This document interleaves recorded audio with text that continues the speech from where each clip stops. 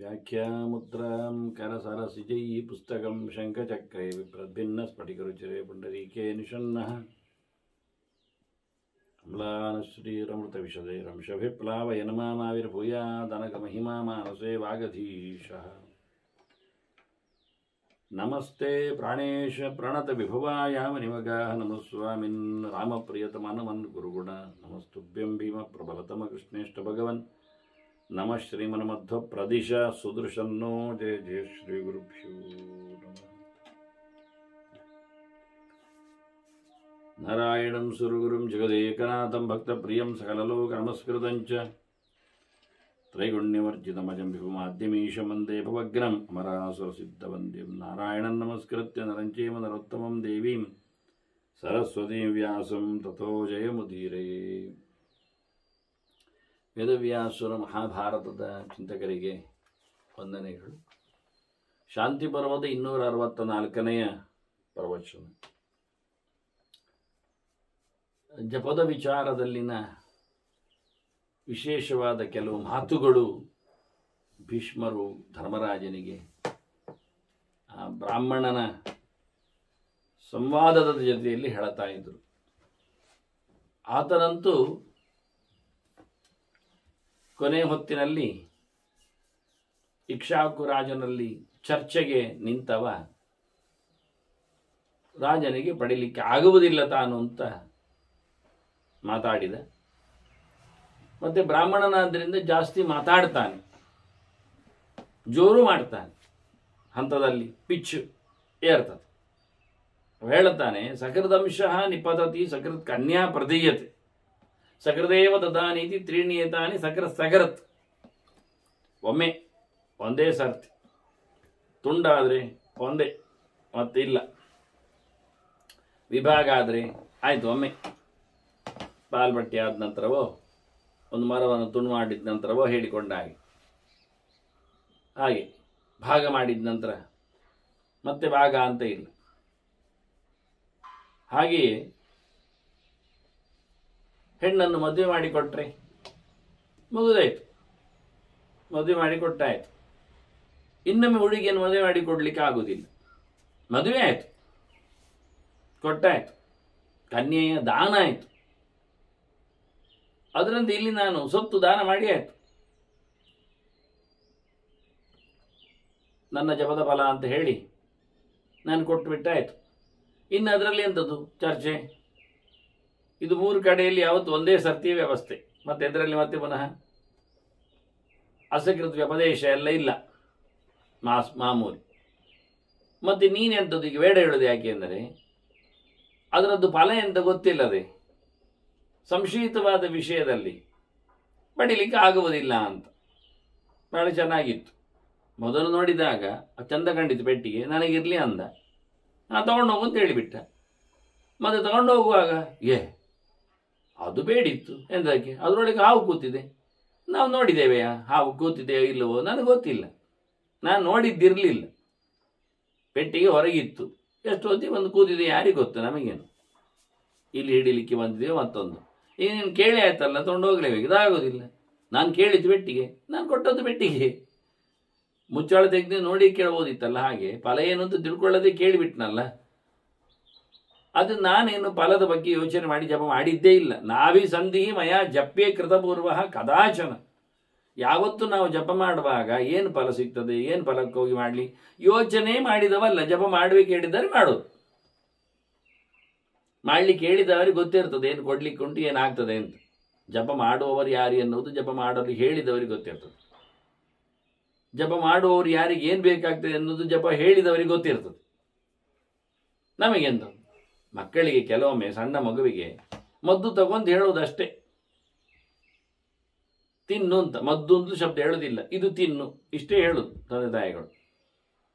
ಅದು ತಿಂತದೆ. ಆದ್ದರಿಂದ ಅದು ಎಂಥದ್ದು ಅಂತ ಅದಕ್ಕೆ ಹೇಳುವಂತಹ ಕೆಲಸ ಆಗಲಿ, ಅದು ಕೇಳುವಂತಹ ಕೆಲಸ ಆಗಲಿ ಅಲ್ಲಿಲ್ಲ. ಏನಾಗ್ತದೆ ಅದರಿಂದ? ಅಲ್ಲೆಲ್ಲ ಅದು ಹುಷಾರಿಲ್ಲದ ಮಗು, ಆರೋಗ್ಯಕ್ಕಾಗಿ. ಅದು ಆರೋಗ್ಯ ಹೊರಗಿನಿಂದ ಕಾಣುವುದಿಲ್ಲ, ಫಿಸಿಕಲ್ ಅಲ್ಲದು ಮೆಂಟಲಿ ಆರೋಗ್ಯ ವಿಷಯ. ಹಾಗಿರುವಾಗ ನೀವು ಏನು ಹೇಳ್ತೀರಿ, ಹೇಗೆ ಹೇಳ್ತೀರಿ ಅದನ್ನು? ಅದೇನು ತಿಳ್ಕೊಳ್ತದಾಗ ಏನು ಅರ್ಥ ಆಗ್ತದೆ ಅದಕ್ಕೆ ಹೇಳಿದ್ರು? ಆದ್ದರಿಂದ ಅವರು ಹೇಳಿದ್ದಾರೆ ಈ ಜಪ ಮಾಡಿ, ಅದು ಕ್ಯಾಪ್ಸುಲ್ ಇದ್ದಾಗೆ ಜಪ, ಈ ಮಂತ್ರ ಜಪಿಸಿ, ಮುಗಿಯಿತು. ನಾವು ಮಕ್ಕಳಿದ್ದಾಗೆ ಅವರೆಲ್ಲ ಋಷಿಗಳು ದೇವತೆಗಳು ಕಂಡವರು, ಮಂತ್ರವನ್ನು ದರ್ಶನ ಮಾಡಿಕೊಂಡವರು, ಅದರ ರಿಸಲ್ಟನ್ನೆಲ್ಲ ಅನುಭವಿಸಿ ನಿಂತವರು, ರಿಸಲ್ಟ್ ಅನುಭವಿಸಿದ ರಿಸಲ್ಟ್ ಕಂಡವರವರು. ಈಗ ಯಾವುದೋ ಒಂದು ಬೇರು ಅದು ತೇಯ್ದು ಯಾವುದೋ ಒಂದು ಪದಾರ್ಥದಲ್ಲಿ ಸೇರಿಕೊಂಡು ಕುಡಿದಾಗ ಹಚ್ಚಿಕೊಂಡಾಗ ವಿಷ ಹೋಗ್ತದೆ, ಹಾವು ಕಚ್ಚಿದ ಗಾಯ ಇಲ್ಲ ಆಗ್ತದೆ ಅನ್ನುವುದು ಗೊತ್ತಿದ್ದವನು ಅದು ಮಾಡಿದ, ಒಬ್ಬನಿಗೆ ಹೇಳಿದ ಆದವನಿಗೆ, ನಿನಗೆ ಗೊತ್ತುಂಟಾ ನೀನು ವಿಷ ಕಚ್ಚಿದಾಗ ಅದನ್ನು ತಿಂದು ನೋಡಿದ್ದೆ, ಹಚ್ಚಿ ನೋಡಿದ್ದೆ, ನನಗೆ ಕಚ್ಚಲೇ ಇಲ್ಲ, ನಾನು ಅನುಭವಿಸಿದವನಲ್ಲ, ಆದರೆ ಅದು ಸತ್ಯ, ಅದು ವಾಸ್ತವ ನಡೆದಿದೆ. ಹಾಗಾಗಿ ದೇವತೆಗಳು ಋಷಿಗಳು ಮಂತ್ರ ಕಂಡವರು ಆ ಮಂತ್ರವನ್ನು ಜಪಿಸಿ ಇರಬೇಕು ಅಂತ ನಿರ್ಬಂಧ ಇಲ್ಲ. ಆ ಜಪ ಮಾಡಿಕೊಂಡರೂ ಅವರು ಫಲವನ್ನು ಅನುಭವಿಸಬೇಕು ಅಂತ ನಿರ್ಬಂಧವೂ ಇಲ್ಲ. ಜಪದ ಕ್ರಮ ಎಲ್ಲ ಹಾಗೆ. ಈ ಕೃಷ್ಣಾಷ್ಟೋತ್ತರ ಸರ್ವನಾಮ ಸ್ತೋತ್ರ ಇದೆ, ಅದರಲ್ಲಿ ಅಪುತ್ರೋ ಲಭತೆ ಪುತ್ರ ಅನ್ನೋದ್ಲೂ ಇದೆ ಫಲವಾಕ್ಯದಲ್ಲಿ, ಮಕ್ಕಳಿಲ್ಲದವರೇ ಮಕ್ಕಳಾಗ್ತದೆ ಅಂತ.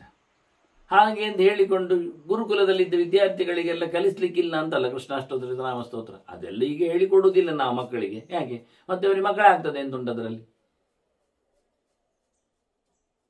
ಅದು ಅಡ್ವಾನ್ಸ್ ಆಗಿ ಮಾಡಿರಬಾರ್ದ?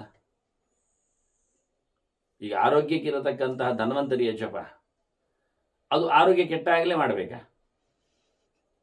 ಅದು ಆರೋಗ್ಯ ವರ್ಧನೆ ಅಲ್ವಾ ಮಾತ್ರ? ಅದು ಆರೋಗ್ಯ ಕೆಟ್ಟಾಗ ಮಾಡೋದು ಹೇಗೆವಾ? ಜಪ ಯಾವಾಗ ಮಾಡಬೇಕು? 3 ಹೊತ್ತು ಮಿಂದು ನದಿಯ ದಡದಲ್ಲಿ ಉಪವಾಸದಲ್ಲಿದ್ದಾಗ ಎಲ್ಲ ಮಾಡಿದ್ದಕ್ಕೆ ಅದಕ್ಕೆ ಫಲ ಪರಿಪೂರ್ಣವಾಗಿ ಬರುವ ಕ್ರಮ. ಆರೋಗ್ಯ ಕೆಟ್ಟವನು ಧನ್ವಂತರಿ ಜಪ ಮಾಡಬೇಕು ಅಂದರೆ ಅವನು ನದಿ ಹೋಗಿ ಮೀನ್ಲಿಕ್ಕುಂಟ, 3 ಹೊತ್ತು ಕೂತ್ಕೊಳ್ಳಿಕ್ಕುಂಟ, ಅವು ತಿನ್ನೋದು ಜಪ ಮಾಡೋದೌದಾ? ಆಗ ವಿಶ್ರಾಂತಿ ಅವನಿಗೆ, ಇನ್ಯಾವಾಗ ಮದ್ದು ಆಗೋದು ಅವನಿಗೆ? ಅದರಿಂದ ಧನ್ವಂತರಿ ಜಪ ಮೊದಲೇ ಮಾಡಿರಬೇಕಲ್ವಾ? ಅಲ್ಲ, ನನಗೆ ಆರೋಗ್ಯ ಕೆಡಲಿಕ್ಕೆ ಸಾಧ್ಯವೇ ಇಲ್ಲ. ನೋಡಿ, ನಾವೀಗ ಲೈಸೆನ್ಸ್ ಕಟ್ಟುದಿಲ್ಲ, ಇದು LIC ಕಟ್ಟುದಿಲ್ವಾ, ಇನ್ಶೂರೆನ್ಸ್ ಪಾಲಿಸಿಗಳು, ವಾಹನ ಅಪಘಾತಕ್ಕೆ ಅದಕ್ಕಿದ್ದಕ್ಕೆ ಅಂತ. ನಾವು ಗುದ್ದರೆ ಎಲ್ಲ ಇಟ್ಕೊಳ್ಳುವ. ಅವನು ಹೇಳಿಬಿಡೋದು, ನಾನು ಗುದ್ದುವುದೇ ಇಲ್ಲ, ನಾನು ಯಾರಿಂದ ಗುದ್ದಿಸಿಕೊಳ್ಳುವುದೂ ಇಲ್ಲ, ನಾನು ಯಾರು ಇಲ್ಲದಿದ್ದಾಗ ರಸ್ತೆಯಲ್ಲಿ ಹೋಗೋದು ಬರೋದು ಅಂತ ಇಟ್ಕೊಳ್ಳುವ ಅವನ ವಾಹನದ ವ್ಯವಸ್ಥೆ. ಆದ್ರೆ ಕಟ್ಟದೇ ಇರಲಿಕ್ಕೆ ಬರ್ತದ? ರಸ್ತೆಯಲ್ಲಿ ತೆಗಿತೀಯಾ? ಕಟ್ಟಬೇಕು. ಈ ಜನ್ಮದಲ್ಲಿ ನೀನು ಇನ್ಶೂರ್ ಕ್ಲೈಮ್ ಮಾಡದಿದ್ರು, ಇನ್ನೊಬ್ಬರಿಗೆ ಕೊಡ್ಲಿಕ್ಕೆ ಆಗದಿದ್ರು, ನಿನಗೆ ಕೊಡ್ಲಿಕ್ಕೆ ಬಾರದಿದ್ರು, ಕಟ್ಟುವುದು ಹೋಯ್ತೆ. ಪ್ರತಿ ವರ್ಷವೂ ಹೋಗ್ತಾ ಇರ್ತದೆ. ಹಾಗೆ ಇದು ಜಪ ಅಂದರೆ ಇಡುಗಂಟು ಮಾಡಿಡು, ಯಾವಾಗಾದ್ರೂ ಬೇಕಾದರೆ ಉಪಯೋಗಕ್ಕೆ ಬಂದಿತ್ತು ಬರಬಹುದು. ಇಷ್ಟೆಲ್ಲ ಜಪದ ಬಗ್ಗೆ ಭಾಳ ಅಂದರೆ ಫಲ ಇಲ್ಲದ ಒಂದು ಜಪ ಮಾಡೋದು ಉಂಟು ಅಂತ ಕೆಲವರಿಗೆ ಈ ಕತೆ ಕೇಳುವಾಗಲೇ ಪ್ರಶ್ನೆ ಬರುವುದುಂಟು. ಅದಕ್ಕೆ ನಾನು ವಿವರಣೆ ಕೊಟ್ಟದ್ದು ಹೀಗಿರ್ತದೆ ಅಂತ. ಇವು ಹೇಳುತ್ತಾನೆ, ನಾಭಿ ತಂದಿ ಮಯ, ನಾನು ಇವತ್ತಿನವರೆಗೆ ಜಪ್ಪೆ ಕೃತಪೂರ್ವ ಕದಾಚನ ಜಪ ಮಾಡುವಾಗ ನಾನು ಹಿಂದೆಲ್ಲ ಇದರದ್ದು ಫಲ ಎಂಥದ್ದೆಲ್ಲ ಕೇಳಿ ಮಾಡಿದ್ದೆ ಅಲ್ಲ, ನನಗೆ ಗೊತ್ತೂ ಇಲ್ಲ, ಫಲ ಎಂಥದ್ದು ಗೊತ್ತಿಲ್ಲ. ಜಪ ಮಾಡಿದ್ದೆ ಅನ್ನೋದು ಸತ್ಯ, ಅದರ ಫಲ ಏನು ನನಗೆ ಗೊತ್ತಿಲ್ಲ ಎನ್ನುವುದು ಅಷ್ಟೇ ಸತ್ಯ. ನಾನು ಬಂದದ್ದ, ನೀನೇ ಬಂದದ್ದಲ್ವ ಇಲ್ಲಿ, ನೀನೇ ಬಂದು ಕೇಳಿದ್ದಲ್ಲ. ದದಸ್ವೇತಿತ್ವಯ ಚೋಕ್ತಂ ದತ್ತಂ ವಾಚ ಪರಮ್ಮಯ, ನೀನು ಕೊಟ್ಟು ಬಿಡು ಅಂತ ಕೇಳಿದ್ದಿ, ನಾನು ಕೊಟ್ಟು ಬಿಟ್ಟೆ ಅಂತ ಹೇಳಿದೆ. ನಿನ್ನ ಬಾಯಲ್ಲೇ ಕೇಳಿದ್ದು, ನಾನು ಬಾಯಲ್ಲೇ ಕೊಟ್ಟದ್ದು. ಇನ್ನೆಂಥದ್ದು? ಸತ್ಯಂ ರಕ್ಷ. ರಾಜನಿಗೆ ಇರಬೇಕಾದ್ದು ದೊಡ್ಡ ವಿಷಯ ಕೇಳಿದರೆ ಸತ್ಯವನ್ನು ಬದುಕಿಸು. ನೀನು ಕೇಳಿದ್ದಿ ಎನ್ನುವುದು ಸತ್ಯ, ನಾನು ಕೊಟ್ಟದ್ದು ಎನ್ನುವುದು ಸತ್ಯ, ಇವರೆಲ್ಲ ಸಾಕ್ಷಿ. ಹಾಗಾಗಿ ನಾನು ಕೊಟ್ಟು ಬಿಟ್ಟಿದ್ದೇನೆ, ನೀನು ತಗೊಂಡು ಹೋಗ್ಬೇಕು. ಸತ್ಯವನ್ನು ಉಳಿಸಿಕೊಳ್ಳುವ ಜವಾಬ್ದಾರಿ ನಿನ್ನ. ಇಲ್ಲದಿದ್ದರೆ ದೊಡ್ಡ ಅನರ್ಥ ಆಗ್ತದೆ. ಮಹಾನಧರ್ಮ ಭವಿತಾ ತವರಾಜನ್ ಮೃಷಾಕೃತ. ನಿನಗೆ ರಾಜ ಬೇರೆ, ನೀನು ದೊಡ್ಡ ಆಪತ್ತು ಇದ್ದ ಹಾಗೆ, ಅಧರ್ಮ ಮಾಡಿದ ಹಾಗೆ, ಸುಳ್ಳನ್ನು ಬದುಕಿಸ್ಲಿಕ್ಕೆ ಹೋಗಿ ಸತ್ಯವನ್ನು ಮಾಡದೇ ಇರುವ ನೀತಿಯಲ್ಲಿ ಸುಳ್ಳುಗಾರನಾಗ್ತೀನಿ ನೀನೀಗ.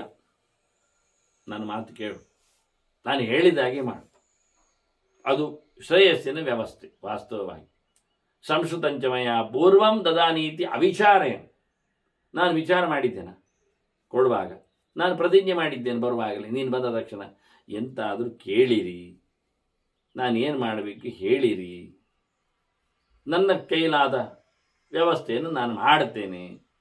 ನಾನು ವಿಚಾರ ಮಾಡಿಕೊಂಡು ಏನಾಗ್ಬೋದು, ಏನಿರ್ತದೆ ಅಂತ ಇಲ್ಲ, ಎಲ್ಲರೂ ಹೇಳೋ ರೀತಿ ಹಾಗೆ. ಆದ್ದರಿಂದ ನಾನು ನಿನಗೆ ಮೊದಲು ಕೇಳಿಸುವಾಗ, ನನ್ನ ಮಾತು ಹೇಳಿಸುವಾಗ, ನಾನು ಪ್ರತಿಜ್ಞೆಯನ್ನು ಗೈದಾಗ ನಾನು ಏನು ವಿಚಾರ ಮಾಡಲಿಲ್ಲ, ಏನಾಗ್ಬೋದು, ಏನಾಗ್ತದೆ, ಹೇಗಾಗ್ತದೆ ಅಂತ. ನೀನೀಗ ತದ್ಗಣ್ಯೇಶ ವಿಚಾರೇಣ, ನೀನು ಸಹ ಯೋಚನೆ ಮಾಡಿದ್ರೆ ತಗೊಳ್ಳದೆ, ವಿಚಾರ ಮಾಡೋದಿಲ್ಲ. ನೀನೇನು ಕೇಳಿ ವಿಚಾರ ಮಾಡಿ ಕೇಳಿದ್ದೇನಲ್ಲ, ಜಪದ ಫಲ ಕೊಡುವೆ ಎಂದು ಎಂಥ ಫಲ ಅಂತ ಕೇಳಿ ವಿಚಾರ ಮಾಡಿ ಮಾಡಿದ್ದದ್ದು ಅಲ್ಲಲ್ಲ, ಕೊಡು ಅಂತ ಹೇಳಿದೆ, ತಗೊಂಡು ಹೇಳಿದೆ. ನಾನು ವಿಚಾರ ಮಾಡಿದ್ದೇನೆ. ಅದನ್ನ ನಾನು ವಿಚಾರ ಮಾಡಲಿಲ್ಲ, ಯೋಚನೆ ಮಾಡಲಿಲ್ಲ, ಆಚೆ ಈಚೆ ಅರಿವು ಆಗಲಿಲ್ಲ. ನೀನೀಗ ವಿಚಾರ ಮಾಡಬೇಕಾಗಿಲ್ಲ. ಕೊಟ್ಟದ್ದನ್ನು ಎಂತ ಅಂತ ಗೊತ್ತಿಲ್ಲ, ತಗೊಂಡು ಹೋಗುದು. ಏನು ಫಲ ಬರ್ತದೆ ಯಾರಿಗೆ ಗೊತ್ತಿ, ಬೆನ್ನ ಹಿಂದೆ ಇರ್ತದೆ. ಅಂದರೆ ನಮಗೆ ಒಳ್ಳೆದ್ದು ಮಾಡಿದ್ದರ ಫಲದ ಪ್ರತ್ಯಕ್ಷ ಬಹಳ ಕಡಿಮೆ. ಯಾಕೆ ಅಂದರೆ ಒಳ್ಳೆದ್ದು ಮಾಡಿದ್ದು ಎನ್ನುವುದು ಎಷ್ಟರ ಮಟ್ಟಿಗೆ ಎನ್ನುವುದು ನೋಡಬೇಕಲ್ಲ. ಅದರಲ್ಲಿ ಕಳೆದ ಬಾರಿ ಭೀಷ್ಮರು ಹೇಳುವಾಗ ಹೇಳಿದ್ರಲ್ಲ, ತತ್ರೈಕ ದೇಶ ಅಂತ ಹೇಳಿಕೊಂಡು ಒಂದೊಂದು ಅಂಶಗಳು ಹೆಚ್ಚು ಕಮ್ಮಿ ಆದರೂ ಸಹ ಫಲ ಡೈವರ್ಟ್ ಆಗ್ತದೆ. ಆಸನದಲ್ಲಿನ ಕತೆ, ಆನಂತರ ಪ್ರಾದೇಶಿಕವಾದಂಥ ಇನ್ಫ್ಲುಯೆನ್ಸು, ಇಲ್ಲಾದರೆ ಗೋಷ್ಠೆ ಶತಗುಣಂಬ ಇದೆಲ್ಲ ಹೇಗೆ ಹೇಳಲಿಕ್ಕೆ ಆಗ್ತದೆ. ನದಿ ತೀರದಲ್ಲಿ ಮಾಡಿದಾಗ, ಮನೆಯಿಂದ ಹೊರಗೆ ಕೊಟ್ಟಿಗೆಯಲ್ಲಿ ದನದ ವಾತಾವರಣದಲ್ಲಿ ನಡೆಸಿಕೊಟ್ಟಾಗ ಅದಕ್ಕೆಲ್ಲ ಹೆಚ್ಚು ಬಲ ಬರುವುದು ಅಂದರೆ ಏನರ್ಥ? ಅಲ್ಲಿ ದೇವತೆಗಳ ಶಕ್ತಿ ಜಾಸ್ತಿ ಇರ್ತದೆ, ಅಲ್ಲಿ ಶುದ್ಧತೆ ಜಾಸ್ತಿ ಇರ್ತದೆ. ಸಹಜವಾಗಿ ನಾವಾದರೆ ಇಲ್ಲಿ ತಂದು ಸೆಗಣಿಯನ್ನು ಸಾರಿಸಿ ಪರಿಶುದ್ಧತೆಯನ್ನು ಕಾಪಾಡಬೇಕಾಗ್ತದೆ. ಅಲ್ಲಿ ಆಗಲ್ಲ, ಸ್ವಯಂ ಶುದ್ಧತೆ ಒಂದು ಸೆಗಣಿಯಲ್ಲಿ ಬಿದ್ದೇ ಇರ್ತದೆ, ಬೀಳ್ತಾ ಇರ್ತದೆ. ಹೀಗೆ ಭೌತವಾಗಿಯೂ ಅಭೌತವಾಗಿಯೂ ಇಲ್ಲಿ ಎಲ್ಲ ದೇವತೆಗಳ ಸನ್ನಿಧಾನ ಇರಬೇಕು ಅಂತಿಲ್ಲ. ದನಗಟ್ಟಿದಲ್ಲಿ ಎಲ್ಲ ದೇವತೆಗಳು ದನದಲ್ಲಿ ಇದ್ದದ್ರಿಂದ ಅದರ ಸುತ್ತ ಆರಾಗಳು ಬಹಳ ದೂರದವರೆಗೆ ಶಕ್ತಿ ಕೇಂದ್ರಗಳು, ಶಕ್ತಿಪಾತಗಳಲ್ಲಿ ಆಗ್ತವೆ. ಹೀಗಾಗಿ ವ್ಯತ್ಯಾಸ ಆಗ್ತದೆ. ಜಪದಲ್ಲಿ ಲಾಭದಲ್ಲಿ ವ್ಯತ್ಯಾಸ ಇದ್ದಾಗೆ ನಷ್ಟದಲ್ಲಿಯೂ ಹಾಗೆ. ಯಾವುದೋ ಒಂದು ಅಂಶವನ್ನು ಬಿಟ್ಟಾಗ, ನ್ಯಾಸಪೂರ್ವಕ ಮಾಡದೇ ಇದ್ದಾಗ, ಚೆನ್ನಾಗಿ ಧ್ಯಾನವನ್ನು ನಡೆಸದೇ ಹೇಳಿದಾಗ, ಮುದ್ರೆಗಳನ್ನೆಲ್ಲ ಪ್ರದರ್ಶನದಲ್ಲಿ ಇಟ್ಟುಕೊಳ್ಳದೆ ಬಂದಾಗ, ಸ್ಪಷ್ಟತೆಯಲ್ಲಿ ಅವನು ಸೋತಾಗ, ಹೀಗೆಲ್ಲ ಸುಮಾರು ಯೋಚನೆಗಳು ಬರಲಿಕ್ಕೆ ಹೋಗಿ ಹೆಚ್ಚು ಕಮ್ಮಿ ಆಗುವುದನ್ನು ಹೇಳಿದರು ವಾಸ್ತವವಾಗಿ. ಆದ್ದರಿಂದ ಇಲ್ಲಿ ಸಹ ಏನು ಫಲ ಇದೆ ಅಂತ ಇವನಿಗೇನು ಗೊತ್ತಿಲ್ಲ, ಅವನು ಕೇಳಿಕೊಂಡದ್ದಿಲ್ಲ.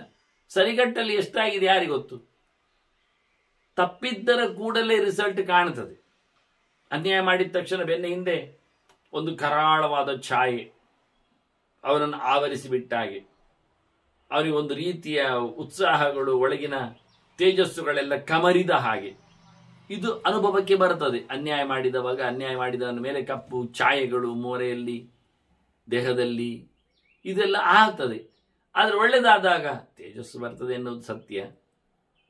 ಆ ಗಮನಿಕೆ ಇದೆ ಅಲ್ಲ ಅಂತಲ್ಲ. ಮತ್ತೆ ಸುಮಾರು ರಿಸಲ್ಟ್ಗಳುಂಟು. ಈಗ ಹೇಳುವಾಗಿ ಹೇಳಿಬಿಡುತ್ತೇನೆ, ಪರವಾಗಿಲ್ಲ.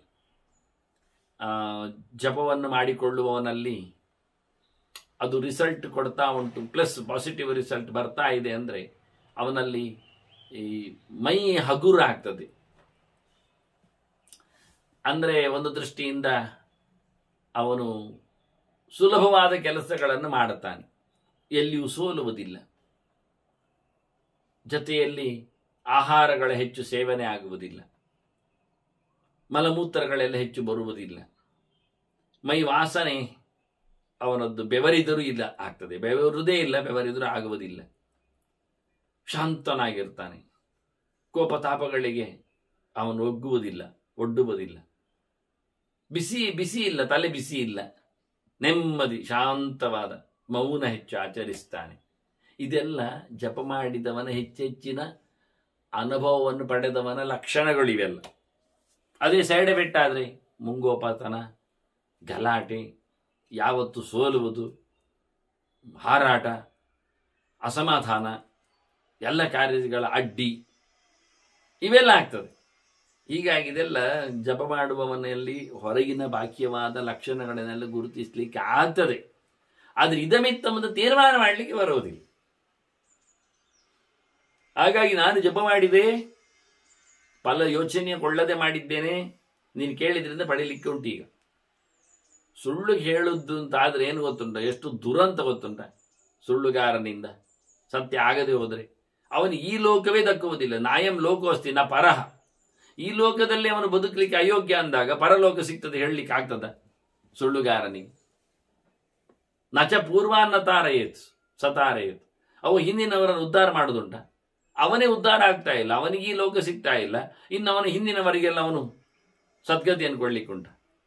ಅದನ್ನು ಸುಳ್ಳು ಹೇಳುಗನಿಂದ ಎಷ್ಟು ಸೋಲಾಗ್ತದೆ ಕೇಳಿದರೆ ಅವನು ಇಲ್ಲಿಯೂ ಸೋಲ್ತಾನೆ, ಮುಂದಿನ ಲೋಕವನ್ನು ಪಡೆಯುವುದಿಲ್ಲ. ಅಷ್ಟೇ ಅಲ್ಲದೆ ಅವನ ಹಿಂದಿನವರನ್ನು ಸಹ ಹೊಂಡಕ್ಕೆ ಹಾಕ್ತಾನೆ.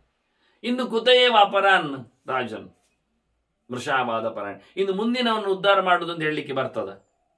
ಹಿಂದಿನವರನ್ನೇ ಪಾರು ಮಾಡಿಲ್ಲ, ಇವತ್ತು ಅವನೇ ಪಾರಾಗ್ತಾ ಇಲ್ಲ, ಇನ್ನು ಅವನು ಒಂದಾಗಿ ಮುಂದಿನವರೆಲ್ಲ ಪಾರಾಗ್ತಾರೆ, ಅದು ಹೇಳುವ ಸಂಗತಿಯೇ ಅಲ್ಲ ಅಂದ ಸುಳ್ಳುಗಾರನಿಂದಾಗಿ 3 ಜನರು ಸಹ, ಅವನು, ಅವನ ಹಿಂದಿನವರು, ಅವನ ಮುಂದಿನವರು ಸಹ ಎಲ್ಲರೂ ಹೊಂಡಕ್ಕೆ ಬಿಡ್ತಾರೆ.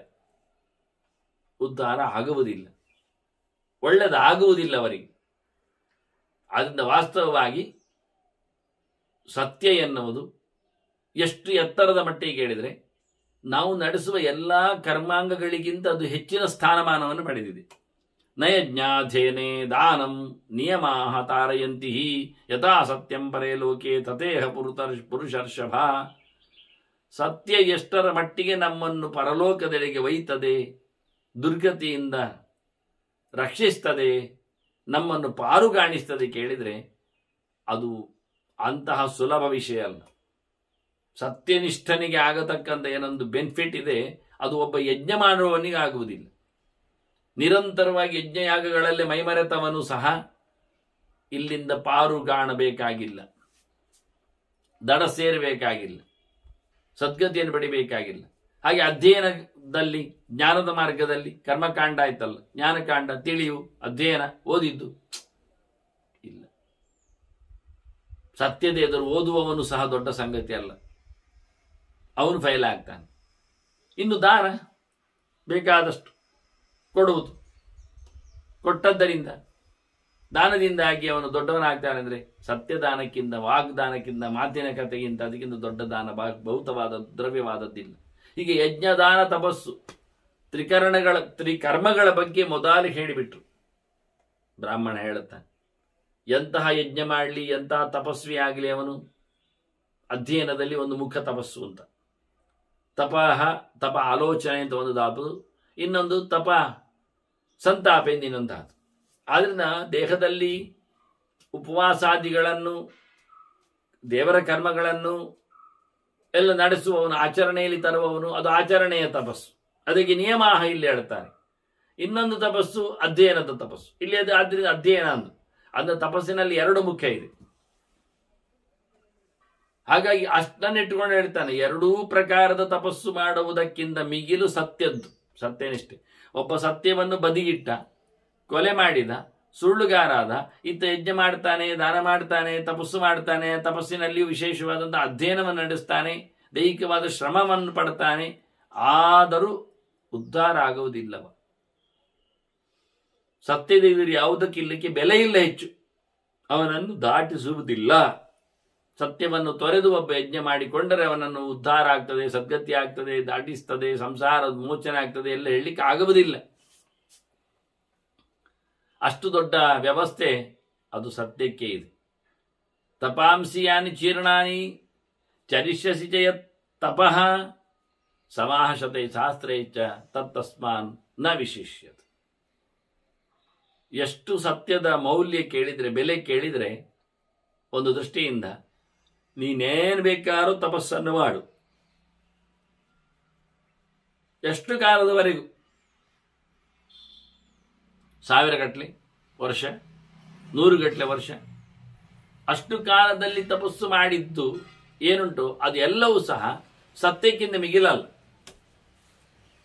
ಸತ್ಯ ಎಷ್ಟು ದೊಡ್ಡದಾಯ್ತು ನೋಡಿ. ಈಗ ಸತ್ಯ ಮಾಡಿದರೆ, ಸತ್ಯವನ್ನು ಬದುಕಿಸಿಕೊಟ್ಟರೆ, ಸತ್ಯವಂತನನ್ನಿಸಿಕೊಂಡರೆ, 1000 ವರ್ಷಗಳ ಕಾಲ ಮಾಡಿದ ತಪಸ್ಸಿಗಿಂತಲೂ ಮಿಗಿಲಾದ ಪುಣ್ಯವನ್ನು ಪುಣ್ಯಾತ್ಮನಾಗಿ ಆತ ಪ್ರಸಿದ್ಧಿಯಾಗಿ ಪಡಲಿಕ್ಕಿದ್ದ. ಅದರಿಂದ ಸತ್ಯಮೇಕಂಬರಂ ಬ್ರಹ್ಮ, ಸತ್ಯಮೇಕಂಬರಂ ತಪಃ, ಸತ್ಯಮೇಕಂಬರೋ ಯಜ್ಞ, ಸತ್ಯಮೇಕಂಬರಂ ಶ್ರುತಂ. ಭಗವಂತನ ಚಿಂತನೆಯನ್ನು ನಾವು ಸತ್ಯದಲ್ಲಿ ನೋಡುತ್ತೇವೆ. ಸತ್ಯವಾಕ್ಯ ಪರಿಪಾಲನೆಯಿಂದ ಭಗವಂತ ಮೆಚ್ಚಿಕೊಳ್ಳುತ್ತಾನೆ. ಸತ್ತಿ ಯಾ ಅಂತ ಹೇಳಿಕೊಂಡು ನಿರ್ದುಷ್ಟವಾದ ಆನಂದದ ಪರಿಪೂರ್ಣವಾದ ಅನುಭವವುಳ್ಳವನು ದೇವರು ಎನ್ನ ನೆಲೆಯಲ್ಲಿ ಸತ್ಯಂಬರಂ ಧೀಮಹಿ ಅಂತ. ಹಾಗಾಗಿ ಅಂತಹ ಸತ್ಯನ ವೈಭವಕ್ಕಾಗಿ, ಪ್ರೀತಿಗಾಗಿ ಸತ್ಯವಂತನಾಗಿರಬೇಕು. ಎಲ್ಲ ತಪಸ್ಸುಗಳು ಸಹ ಸತ್ಯ ಮೂಲಕಗಳೇ. ಸತ್ಯನಿಷ್ಠನಿಗೆ ಮಾತ್ರ ತಪಸ್ಸು ಅಧಿಕಾರದಲ್ಲಿರುವುದು, ಫಲವನ್ನು ಕೊಡುವುದು. ಸುಳ್ಳುಗಾರ ತಪಸ್ಸು ಮಾಡಿ ಏನು ಲಾಭ ಆಗುವುದಿಲ್ಲ, ಅದು ಅವನ ಉದ್ಧಾರ ಆಗುವುದಿಲ್ಲ. ಅದರಂತೆ ಸತ್ಯವೇ ಎಲ್ಲ ಯಜ್ಞಗಳಿಗೆ ಮೂಲ. ಅಪವಾದದಿಂದ, ಅಹಂಕಾರದಿಂದ, ಇನ್ಯಾವುದೋ ದುರ್ಗುಣಗಳಿಂದ ಸತ್ಯವನ್ನು ದೂರ ಇಟ್ಟುಕೊಂಡು ಮಾಡತಕ್ಕಂಥ ಯಜ್ಞಗಳು ಯಾವುದೂ ಸಹ ಬೆಲೆಯನ್ನು ಕೊಡುವುದಿಲ್ಲ. ಆದ್ದರಿಂದ ಸತ್ಯಮೇಕ ಪರಃ ಯಜ್ಞ, ಸತ್ಯಮೇಕಂ ಪರಂ ಶ್ರುತಂ. ಕೇಳಿದ್ದರ, ಶಾಸ್ತ್ರ ಅಧ್ಯಯನ ಮಾಡಿದ್ದರ ಗಟ್ಟಿತನ ಇರುವುದು, ಅದು ಸತ್ಯವನ್ನು ಉಳಿಸಿಕೊಳ್ಳುವಲ್ಲಿ. ಇಲ್ಲ ಅದು ಇಡೀ ಮಾತಿನ ಶಾಸ್ತ್ರಗಳ ಪ್ರಪಂಚ ಪೂರ್ತಿ ನಿಂತದ್ದೇ ಸತ್ಯದಲ್ಲಿ. ಸತ್ಯಂ ವೇದೇಶು ಜಾಗರತಿ ಫಲಂ ಸತ್ಯೇ ಪರಂ ಸ್ಪೃಧಂ. ಸತ್ಯದಲ್ಲಿ ಸತ್ಯಕ್ಕಿಂತ ಇರತಕ್ಕಂಥ ಫಲ ಅಥವಾ ಫಲಿತಾಂಶ, ಲಾಭ ಕೇಳಿದರೆ ಅದು ಅದ್ಭುತವಾದದ್ದು. ದೇವರೇ ಸಿಗ್ತಾನೆ ಸತ್ಯನಿಷ್ಠನಿಗೆ, ಇನ್ನೆಂತೇಳು. ಸಮಗ್ರ ವೇದ ಪ್ರಪಂಚವೇ ನಿಂತದ್ದು ಸತ್ಯವನ್ನು ಹೇಳುವಲ್ಲಿ. ಸತ್ಯಂವದ ಅಂತ ಸತ್ಯಧರ್ಮದ ಜಾಗೃತಿಯಲ್ಲಿಯೇ, ಎಚ್ಚರಗೊಡುವುದರಲ್ಲಿಯೇ ವೇದದ ತಾತ್ಪರ್ಯ ಇದೆ. ಹಾಗಾಗಿ ಅತ್ಯಂತ ಪ್ರಶಸ್ತವಾಗಿ ನಿಂತಹ ಒಂದು ನಿಯಮ ಅದನ್ನು ನೀನಿಕ್ಕೆ ಬಿಡ್ತಾ ಇತ್ತು. ರಾಜನಿಗೆ ಅವ ಹೇಳಿಕೊಡುವುದು ಎಷ್ಟು ಎತ್ತರದಲ್ಲಿ ಉಂಟು ಅಂತ ಹೇಳಿಕೊಡುವ ನೆನೆಯಲ್ಲಿ. ಆನಂತರ ಯೋಚನೆ ಮಾಡಿಕೊಂಡ್ರೆ ವಿಶೇಷವಾಗಿ ಧರ್ಮ, ತಪೋಧರ್ಮ, ದಮಶ್ಚೈವ ಸರ್ವಂ ಸತ್ಯೇ ಪ್ರತಿಷ್ಠಿತ. ಸತ್ಯವಂತನಲ್ಲಿ, ಸತ್ಯವನ್ನು ಉಳಿಸಿಕೊಳ್ಳುವುದರಲ್ಲೇ, ಸತ್ಯದಲ್ಲಿಯೇ ಧರ್ಮ ಇದೆ, ಎಲ್ಲವೂ ಇದೆ. ಧರ್ಮ ಮಾತ್ರ ಅಂತ ಹೇಳುವುದು. ತಪಸ್ಸು ಇದೆ, ತಪಸ್ಸು ಮಾತ್ರ ಏನು, ದಮ ಇದೆ, ನಿಗ್ರಹ ಇದೆ, ಇನ್ನೆಷ್ಟೋ ಎಲ್ಲವುಗಳು ಸಹ ಒಂದು ದೃಷ್ಟಿಯಿಂದ ಗುಣವಂತಿಕೆಗಳೆಲ್ಲ ತುಷ್ಟಿಯಾಗಲಿ, ಆನಂತರ ಪುಷ್ಟಿಯಾಗಲಿ, ಇವನ್ನ ಎಲ್ಲವನ್ನು ಸಹ ಗಮನಿಸಲಾಗ್ತದೆ. ಎಲ್ಲವೂ ಸತ್ಯವನ್ನು ಉಳಿಸಿಕೊಂಡಾಗ ಆಗಿ ಹೋಗ್ತದೆ. ಸತ್ಯಂ ವೇದಾ ತಥ ಅಂಗಾನಿ ಸತ್ಯಂ ಯಜ್ಞಾ ತಪೋವಿಧಿ ವ್ರತಚರ್ಯಾ ತಥಾ ಸತ್ಯಂ ಓಂಕಾರ ಸತ್ಯಮೇವ. ಶಾಸ್ತ್ರಗಳೆಲ್ಲದರ ಒಕ್ಕೊರಳವಾದ ಸತ್ಯವನ್ನು ಉಳಿಸಿಕೊಳ್ಳುವುದರಲ್ಲಿ ಉಂಟು, ಸತ್ಯವನ್ನು ಬೆಳೆಸುವುದರಲ್ಲಿ ಉಂಟು. ವೇದಗಳಾಗಲಿ, ವೇದಾಂಗಗಳಾಗಲಿ, ಶಾಸ್ತ್ರಗಳಾಗಲಿ, ಪುರಾಣಗಳು ಎಲ್ಲವೂ ಎಲ್ಲೆಡೆ ನೋಡಿದರೂ ಸತ್ಯಕ್ಕೆ ಬೆಲೆ. ಬದುಕಿನಲ್ಲಿ ಬಹು ದೊಡ್ಡ ಮೌಲ್ಯಯುತವಾದದ್ದು ಸತ್ಯನಿಷ್ಠೆ. ಅದನ್ನ ಶಾಸ್ತ್ರಗಳು ನೆಲೆಗೊಂಡದ್ದು ಸತ್ಯದ ನೆಲೆಯಲ್ಲಿ. ವಾಸ್ತವವಾಗಿ ಎಲ್ಲ ಶಾಸ್ತ್ರಗಳು, ವೇದಗಳು, ವೇದಾಂಗಗಳು, ಇದರ ಸಂಬಂಧಪಟ್ಟಂತಹ ಇತಿಹಾಸ ಪುರಾಣಗಳು ಎಲ್ಲವೂ ಇಟ್ಟುಕೊಂಡು ಅದರಂತೆ ಸತ್ಯಮೇಜ್ಞಾ ತಥಾ ವಿಧಿ, ಯಜ್ಞಗಳನ್ನು ಆಚರಿಸುವ ಕ್ರಮಗಳು, ವಿಧಾನಗಳು, ಪದ್ಧತಿಗಳು, ರೀತಿ ರಿವಾಜುಗಳು ಯಾವುದು ಸುಳ್ಳು ಅಲ್ಲ, ಮೋಸ ಅಲ್ಲ, ಇಷ್ಟ ಬಂದಕ್ಕೆ ಮಾಡುವಂಥದ್ದು ಅಲ್ಲ.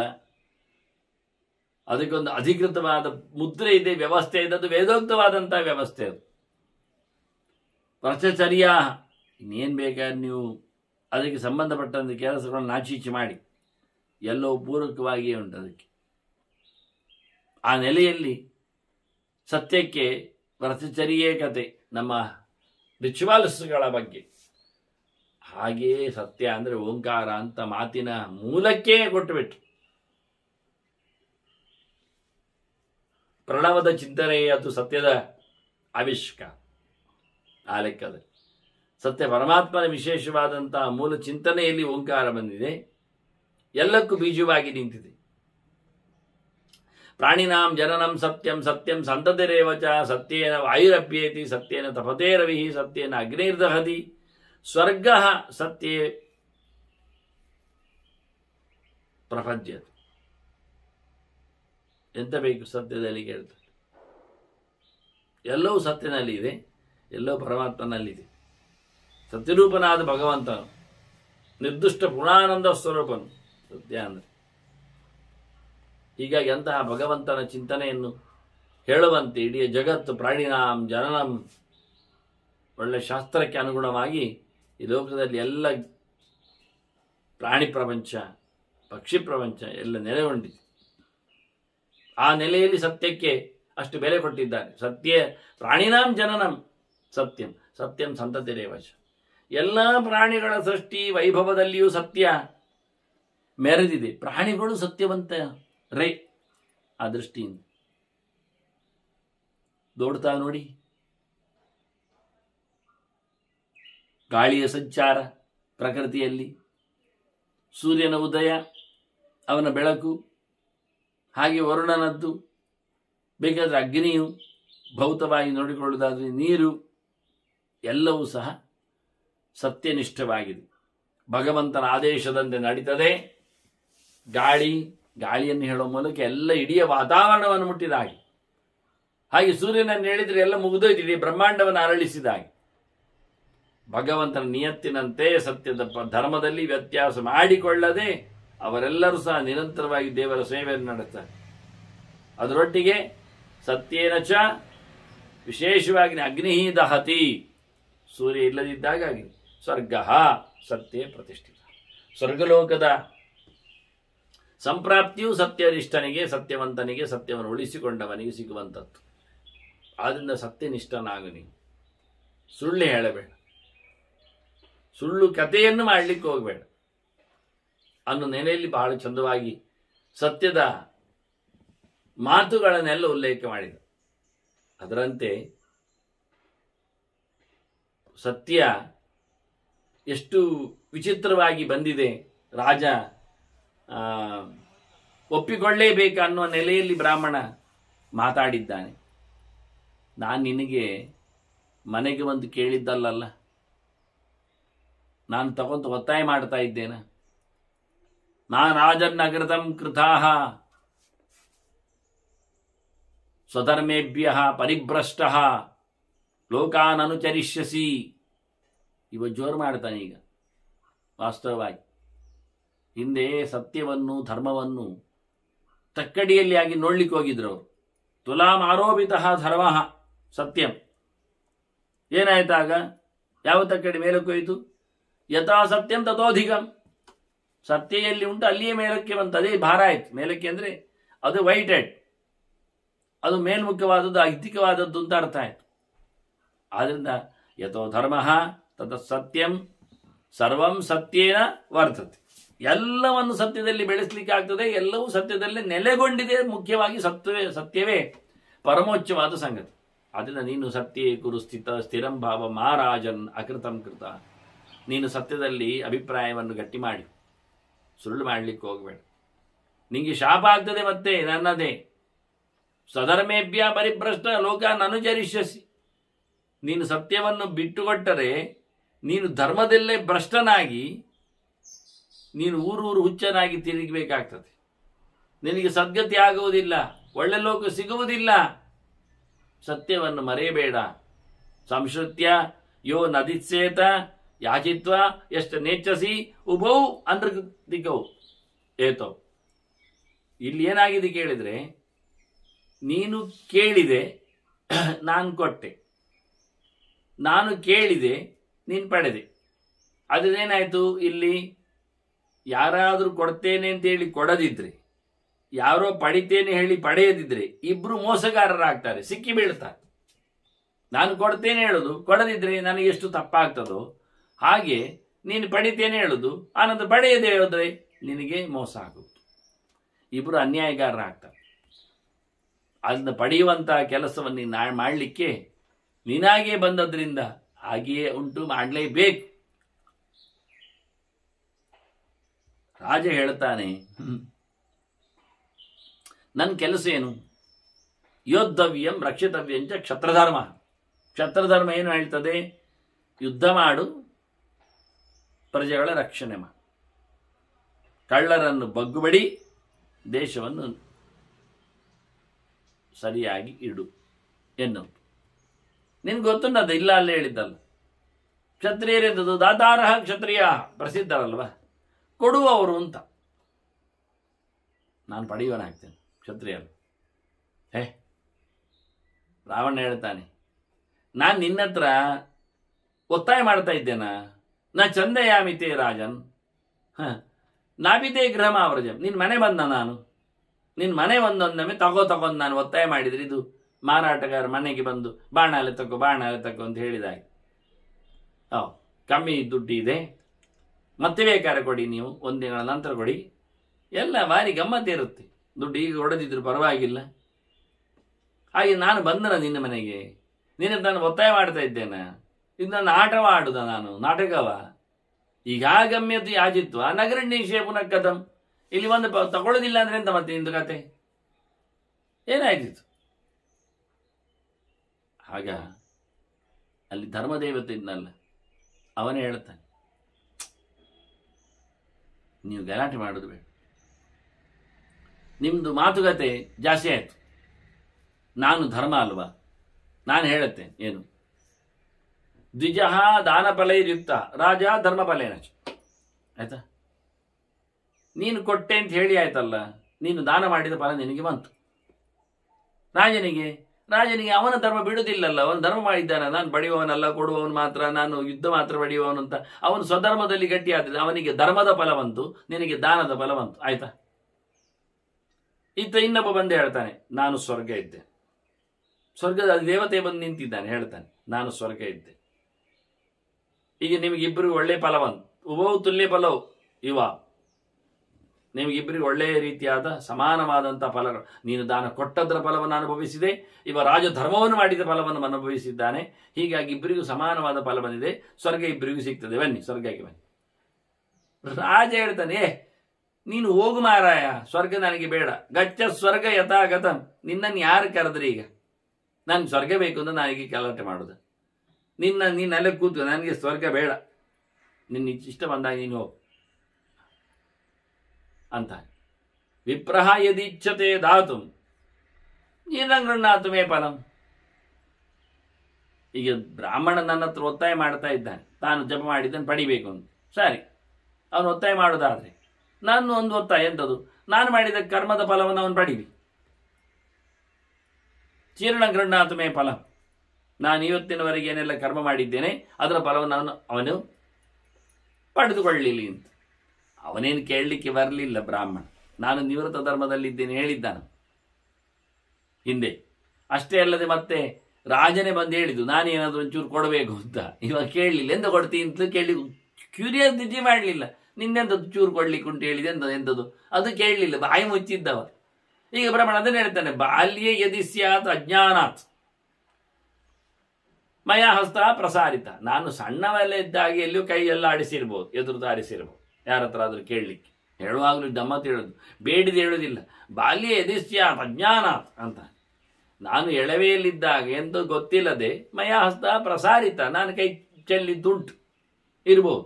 ಆದರೆ ಈಗ ನಾನಲ್ಲ, ನನಗೆ ಗೊತ್ತಾಗಿದೆ, ಈಗ ನಿವೃತ್ತ ಲಕ್ಷಣ ಧರ್ಮ ಉಪಾಸೆ ಸಂಹಿತಾಂಶಪ, ನಾನೀಗ ಏನು ತಗೊಳ್ಳುವುದಿಲ್ಲ ಅಂತ ಹೇಳಿಕೊಂಡು ನಿವೃತ್ತ ಧರ್ಮದಲ್ಲಿದ್ದೇನೆ, ಪ್ರತಿಗ್ರಹ ಶೂನ್ಯನಿದ್ದೇನೆ. ನಾನು ಮಾತ್ರ ಅಲ್ಲ, ನಾನು ಸಾವಿತ್ರಿ ಜಪ ಮಾಡ್ತಾ ಇದ್ದೆ, ಗಾಯತ್ರಿ ಜಪ ಮಾಡ್ತಾ ಇದ್ದೇನೆ. ಜಪದ ಹೊತ್ತಿನಲ್ಲಿ ಕೆಲವರಿಗೆಲ್ಲ ನಿಯಮಗಳನ್ನು ಅಳವಡಿಸಿಕೊಳ್ಳಬಹುದು ಅಂತೆಲ್ಲ ಉಂಟು, ಅನ್ಯಾದೃಶವಾದ ವಿಪರೀತವಾದ ಎಲ್ಲ ನಿಯಮಗಳು ಕೆಲವು ಮಾಡ್ತಾರೆ. ನಮ್ಮಲ್ಲಿ ಎಲ್ಲ ಜಪ ಮಾಡುವವರೆಲ್ಲ ಗಡ್ಡೆ ಬಿಡುವುದೊಂದೇ ಮಾಡೋದು, ಮತ್ತೆಂದು ಮಾಡೋದಿಲ್ಲ ಅವರು. ಮತ್ತೆ ಅವರು ಎಲ್ಲೆಲ್ಲೂ ತಿನ್ನುವುದೆಲ್ಲ ಉಂಟೆ, ಏಕಾದಶಿಯಲ್ಲಿಯೂ ಸಹ ಏನೋ ಮಾಡ್ತಾರೆ ಅಂತ ಹೇಳುದು. ಕೆಲವು ವ್ರತಧಾರಿಗಳು ಅಂತ ಇರ್ತಾರಲ್ಲ, ಅಂಥವರೆಲ್ಲ ಕೆಲವೇನು ಮಾಡ್ತಾರೆ, ಕೆಲವು ಇಷ್ಟೇ ಮಾಡ್ತಾರೆ.